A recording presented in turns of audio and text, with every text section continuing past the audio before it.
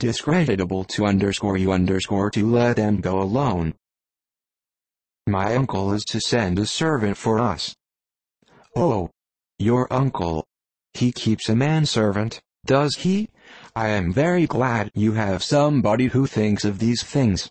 Where shall you change horses? Oh, Bromley, of course. If you mention my name at the bell, you will be attended to. Lady Catherine had many other questions to ask respecting their journey, and as she did not answer them all herself, attention was necessary, which Elizabeth believed to be lucky for her, or, with the mind so occupied, she might have forgotten where she was. Reflection must be reserved for solitary hours. Whenever she was alone, she gave way to it as the greatest relief, and not a day went by without a solitary walk, in which she might indulge in all the delight of unpleasant recollections. Mr. Darcy's letter she was in a fair way of soon knowing by heart. She studied every sentence, and her feelings towards its writer were at times widely different. When she remembered the style of his address, she was still full of indignation, but when she considered how unjustly she had condemned and upbraided him, her anger was turned against herself, and his disappointed feelings became the object of compassion. His attachment excited gratitude, his general character respect, but she could not approve him, nor could she for a moment repent her refusal, or feel the slightest inclination ever to see him again. In her own past behavior, there was a constant source of vexation and regret, and in the unhappy defects of her family, a subject of yet heavier chagrin. They were hopeless of remedy. Her father, contented with laughing at them, would never exert himself to restrain the wild giddiness of his youngest daughters, and her mother, with manners so far from right herself, was entirely insensible of the evil. Elizabeth had frequently united with Jane in an endeavor to check the imprudence of Catherine and Lydia, but while they were supported by their mother's indulgence, what chance could there be of improvement?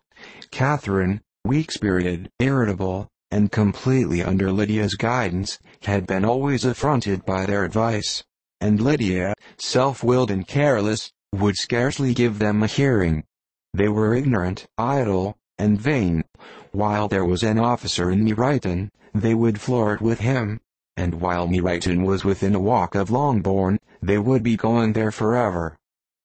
Anxiety on Jane's behalf was another prevailing concern, and Mr. Darcy's explanation, by restoring Bingley to all her former good opinion, heightened the sense of what Jane had lost.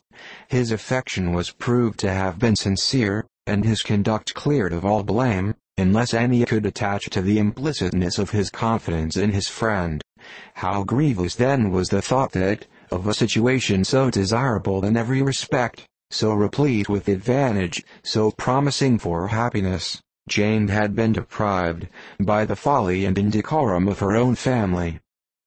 When to these recollections was added the development of Wickham's character, it may be easily believed that the happy spirits which had seldom been depressed before, were now so much affected as to make it almost impossible for her to appear tolerably cheerful. Their engagements at Rosings were as frequent during the last week of her stay as they had been at first. The very last evening was spent there, and her ladyship again inquired minutely into the particulars of their journey, gave them directions as to the best method of packing, and was so urgent on the necessity of placing gowns in the only right way, that Maria thought herself obliged, on her return, to undo all the work of the morning, and pack her trunk afresh. When they parted, Lady Catherine, with great condescension, wished them a good journey, and invited them to come to Hunsford again next year, and Miss de Bourgh exerted herself so far as to curtsy and hold out her hand to both.